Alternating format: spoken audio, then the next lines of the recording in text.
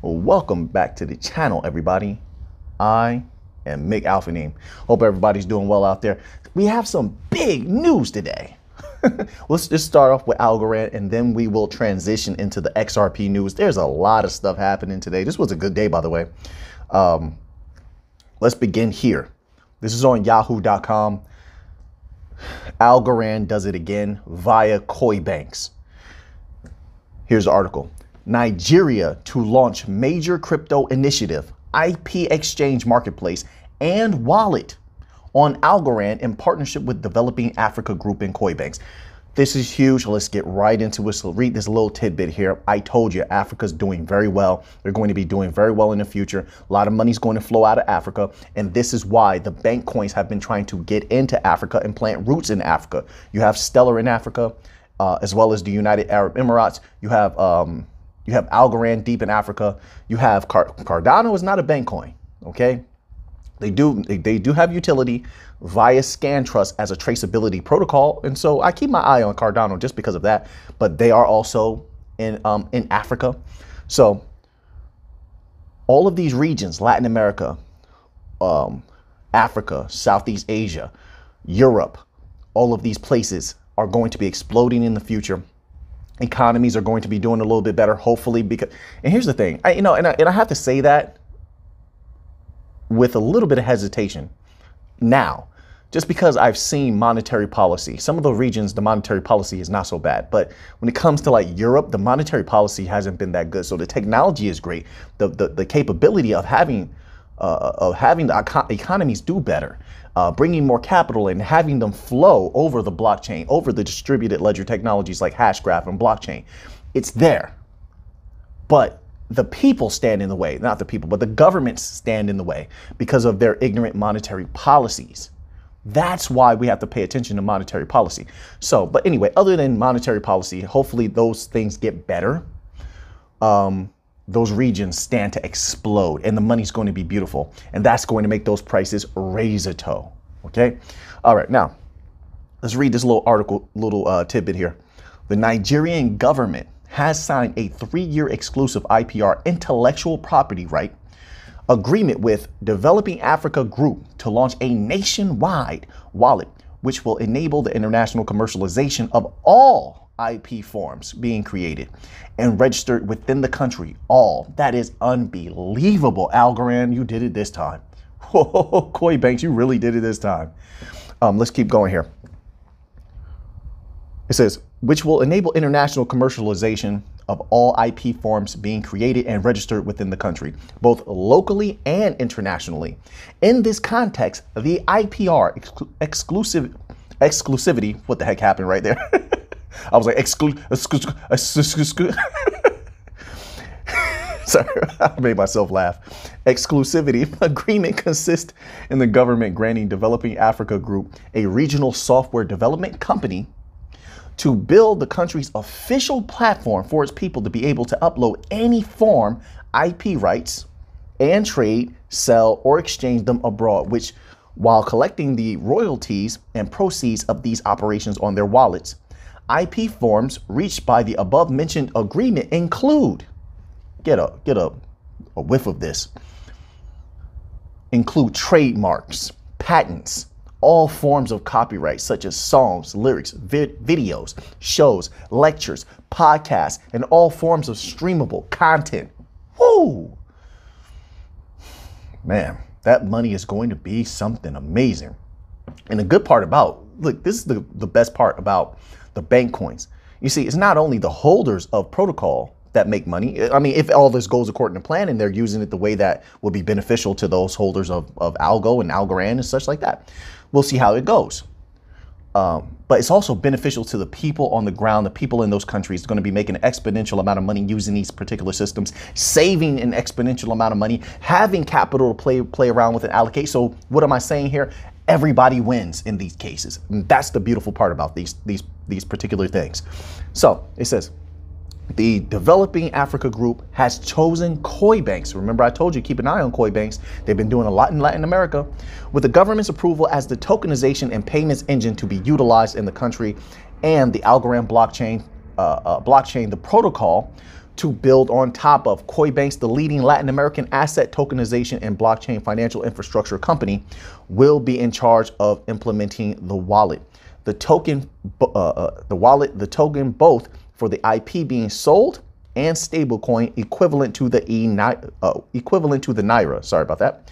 To pay the creators in addition to the overall technical integration of the different vendors in play, which include one of the top card issuing companies worldwide, a content streaming platform, and top firms, both legal and data mining. They will all be announced before launch date. They have a lot more to this article, actually. This is major, massive. And keep in mind, this is only the beginning. These are just the beginning steps. Imagine what is to come. So that was very good. Let's continue on here. Let's move on to some XRP news because there's a whole lot of that. Here we have on the cryptobasic.com. Sorry, how many people thought the video glitched? Did I do it? Did I do it good enough? Did I pause it? Did I really freeze still enough to trick you? Somebody tapped their screen. What's going on with my phone? Oh man. Anyway, I like to crack jokes and play around just a little bit. Keep it interesting. Here we go. So this is on cryptobasic.com. Ripple XRP validators upgraded network to support increased NFTs transaction volumes. I do believe that XRP can take a huge piece of the NFT market, but I don't believe XRP needs to really dominate in the aspect of like monkeys playing guitar, you know, that aspect of NFTs, anime characters, although I love anime characters. I think that they need to go after real estate, like real estate, tokenization of stocks, things like that, have that moving across the chain. That's big money. That's big money. I think that's where they can dominate. They are a bank coin. Remember what you are. And I think they know that.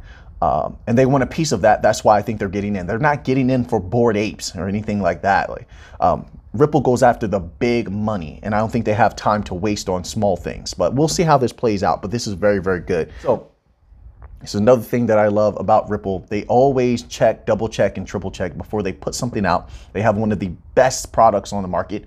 Algorand is like that as well. Hedera also, stellar. They're doing a great job right now. You saw them both at the World Economic Forum. They did very, very good. Donnell Dixon did a very good job with enforcing interoperability. As I told you, all of these bank coins flow one into the other. Of course, I do believe that they're going to need a connector to the legacy system. If you're talking about full interoperability, not just interoperability with the blockchains. But this is how I see it. You're going to need interoperability between the blockchains, have them also flow into Hashgraph. Hashgraph is going to be a player. Okay, I don't know if a lot of people out there know this. I know many of you do, but HBAR is Hashgraph technology. While it is a distributed ledger technology, it's not blockchain. So you're going to need them to be able to flow into HBAR, especially if HBAR lands some CBDCs, and they have done some things with banks. Don't forget that Hedera is working with the biggest bank in South Africa by assets. Don't ever forget that, okay? And you can look that up for yourself. That's a fact. Now, to what end or what capacity they're working with that bank, we have to wait and see. Everything's still being set up. But you would need those two to flow into each other, Hashgraph and blockchain, okay? HBAR and the bank coins. But also, in addition to that, you would need those DLTs to be able to flow into the legacy system seamlessly. That's where a product like Quant, I'm going to say Quant as an example again, okay? This doesn't mean to go buy Quant. I'm not saying that. This is not that type of channel. I don't tell you to buy this or that, okay? But only because it's a bridgeless, allegedly, it's a bridgeless system. And bridges have had problems with being exploited, apparently.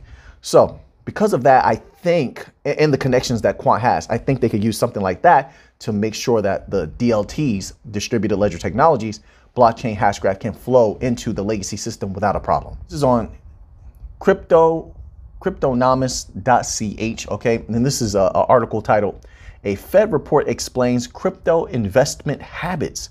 So I thought this was very interesting. It says the Fed's 9th periodic report made on a sample of 11,000 Americans highlights some very interesting aspects, such as the different habits when approaching the crypto world. Fed report, how Americans invest in crypto. It says, from the sample survey, it appears that Americans who are involved in this world are what in other times we would have called drawers, or to use a more international term, hodlers. The curious thing that emerges is how the majority of crypto assets are held by adult investors in their 50s who nevertheless do not use them as a means of payment. Why is that curious? I don't understand why you would say that's curious. They're trying to make an exponential amount. They're probably staking it. I don't know if you know about that. They're probably staking their stuff in their cold wallet, making a ton of money. Also, they're probably lending it out. They can collateralize their stuff. You do know that, right? They can collateralize their stuff, lend it out as credit. They can lend their coins out as credit, as loans, things of that nature. They're probably making a ton of money. So this is not like the stock market, right? They're making money in so many different ways with their crypto. They don't have to use it as a means of payment. Not all of crypto has to be a means of payment. Even Bitcoin is more of a store of value than it is a means of payment. Although they tried to force that, I've always seen Bitcoin as a store of value. I never seen it as something where you're going to be using it to pay for something just because of how high the gas fees are.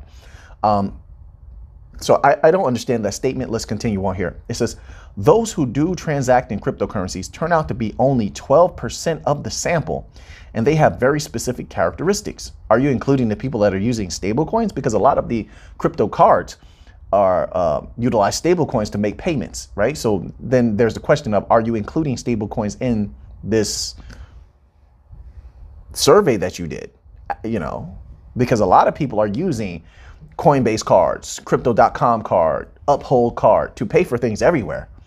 And it's utilizing stable coins as opposed to something like XLM, Bitcoin, XRP. And some people, I guess, might use XRP and XLM. I wouldn't do that because I want to see those big gains when the flood and the tsunami comes in. But hey, to each their own. It says the average customer of digital currencies is indeed very young, sometimes without savings or a current account. The very fact that they are in crypto tells me that they are the nature where they want to shirk or get rid of from their life, all right? From their life, legacy system offerings that they feel have too much control or are detrimental to them. Why would they have their money in a savings account when the dollar is down, when you could see inflation coming from a mile away, right? The monetary policies have been very, very horrible. You saw them printing money. So much money is ridiculous, right? So all of this was an indication that there could possibly be inflation. And here we have inflation if it doesn't lead into stagflation, right? And then also,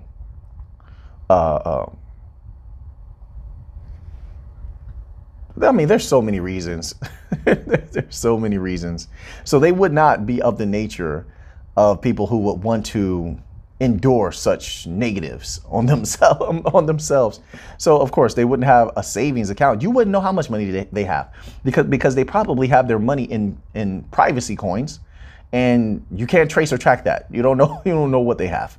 So there's that also, right? It says, this is already strange in itself. No, it's not. This is the new age. It's a new world coming where you're not going to be able to just call your friends at the bank and know who has an account. No, people don't need a bank account anymore. And you can't track their money. They have I won't say an account. They have their money somewhere, but it's not somewhere that you can track. That's why you feel this way. That's not strange at all. A lot of people in crypto are in crypto for financial freedom, not just to make a lot of money, but the freedom that comes with crypto. That's what they want. They don't want you in charge anymore. They don't want the higher ups in charge anymore. They want to be in charge of their own money. They want to be in charge of their own destiny. And that's what you're seeing. So the contrast between those who have currencies in their wallets and those who spend them shows a stark divide with no points of contact other than crypto assets. Everyone's different. And all of crypto is different. That's another thing. They're all used for different stuff. Smart contracts, store of value, settlement tokens. liquidity tokens, traceability tokens like VeChain. They're all different. You're still, I hate this where, or I abhor these things where these statements where legacy system members talk about crypto like it's real coins, as though it's not technology. And you should think about crypto like that, as technology, not as coins, really. I mean, that word is cute, but they're holding technologies. So the question is really, what are they using them for? They can use, some people are holding certain crypto for gas fees. Crypto is used for many different things. They don't seem to understand that yet.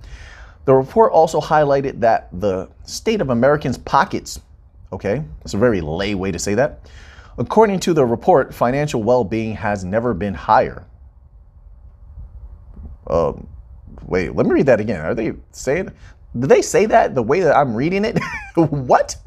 The report also highlights the state of Americans' pockets. According to the report, financial well-being has never been higher. Isn't the world like in a harsh economic state right now? Why would you write that? Maybe I read that wrong. Listen, everyone, tell me if I'm wrong. I'm willing to be corrected 100%. But the world's in a harsh economic time. They've been going through it for a while now. All right. Every price is super high. They can say what they want about the jobs market, at least in the United States. But the thing they're not telling people in their articles is that the jobs that they have made and are available are horrible, horrible jobs. All right. So, I mean, that's debatable whether you want to say the jobs market is even good or not. So I don't understand why you would say that. Financial well-being has never been higher. Okay. It says the 78% of adult respondents who are financially comfortable are 3% more likely to be so for the past 3 years. A sudden spending of $400 is not a problem for 68% of the population who could also cope with cash. Look how they did that. Okay, so you said for 68% of the population numbers that you surveyed. I'm assuming that's what you mean, because you can't possibly mean that this is representative. 11,000 people is representative. This is a Fed report. So you can't say that 11,000 people are representative of, in my humble opinion, of what, 368 or 380 million people in America? Is that the number? Somewhere around there? Whatever the number is, there's no way this small sample size could be representative of anything. And then the question is, where did you sample this? Did you sample this in a city? Did you spread it out between the city, suburbs, and rural areas, farm areas? I mean, where are these samples coming from? You have to give more information, in my humble opinion. But this is how the Fed does things. You know, they like to throw a general blanket over everything, and you can't solve anything that way, in my humble opinion. This is like their monetary policy. They approach everything with one way. Everything is a nail, and they're just gonna bang it in. It just doesn't work that way. It says the asset situation of crypto hodlers. The Fed, in relation to crypto holders, reports that, quote, they had a disproportionately high income, almost always had a traditional banking relationship, and typically had other retirement savings. Wow, okay. Disproportionately high income. That's how they look at crypto investors. This just from this small sample that you took. Is that so? I'm not going to lie. A lot of people in crypto are doing very good because they're very smart. They're very intelligent. They know how to move money. They know how to save money. I found crypto holders to be very wise to a great degree. XRP holders, XLM, some of the wisest. Algorand holders, some of the wisest. They make very smart moves. But then there's a sort of a crypto culture of doing your own research. There's a crypto culture of sort of helping each other out with information and sort of warning each other also, hey, there's a lot of bad stuff out there. Be careful, right? And that doesn't happen a lot in other places. Trust me, I know. I was in other industries, other markets, and they don't really warn you about these particular things. Not that I needed warning, but I've seen others suffer because of those, the lack of that particular culture, like what crypto has. So it says, of this sample, 46% had an annual income of $100,000 or more. And among those who were retired, 89% already had savings, while 29% of them reported an income of less than $50,000. Okay, so they're just getting into a lot of technical details that I believe, in my humble opinion, are irrelevant because of the sample size. There's no, you have to tell me where you took this sample from. And then also, why would you think that 11,000 people will be representative of the United States? Just seems, I mean, the bulk of the United States, it had to be a higher number than that. I think it's just being lazy. I mean, I could be wrong, and I respect if you disagree with me, but it's just so much laziness in the governments. They are some of the laziest people I've ever seen. They don't want to work. They don't want to work. They don't want to think. They don't want to come up with good policies. You know, they just want to collect a check. I hate to say it like that. The governments, a lot of their workers, their officials, they just want to collect a check. If you listen to them talk, they're not saying anything substantial at all. And it's quite disappointing, in my humble opinion. So when I see this, I correlate it to that there's this massive amount of laziness when it comes to the government, which is why they're afraid right now. The federal banks, the Fed, which is a central bank, and all the central banks are afraid. They have great sway over the governments. They're afraid of crypto, and they have to congeal with it because the people have seen what I've seen, and they no longer have put their faith in those higher ups. I'll say it that way. And so they're custodying their own money. They're looking for alternative ways to live and control their own destiny. They don't want to have someone else pulling their strings, so to speak. I get it. I understand that 100%. And so we're going to end off with this today here. I just want to show you the hypocrisy of some of these higher ups, right? This is the IMF. So in one article today from the cryptobasic.com, the IMF managing director says cryptocurrency must not be abandoned after terrorist collapse. Oh, it must not be abandoned. And then in another article, the IMF chief says having coin in its name doesn't mean Bitcoin is money. What? So in one, see, look how they do that. In one way, they compliment you a little bit. They show some sort of positivity towards you. In another way, they slap you down. They're very confused. And this is what I'm saying. There is an internal battle going on in many of the central banks. We've seen this before with the European Central Bank. And now we're seeing it with the IMF, where they're very confused about how they feel about crypto. But there could be another way to look at this. I think with the bank coins, they're perfectly fine. They've sat down for many presentations from bank coin representatives, like from Ripple, for example, and Stellar. I think they have a problem with all of the rest of crypto. The rest of crypto they have to stay aware, very conscious of what's going on. Be careful when regulations come down.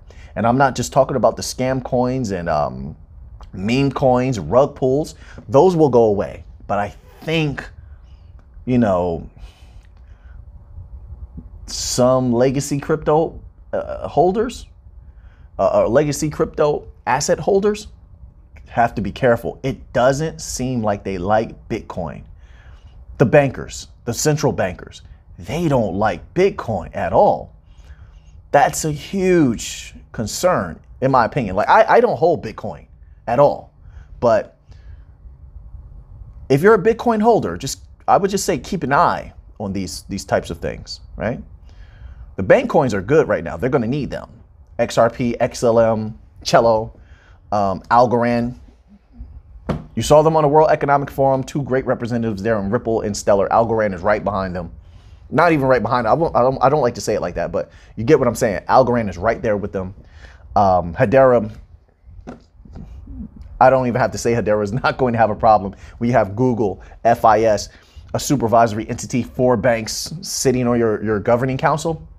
You're not going to have too many problems, in my humble opinion. Boeing.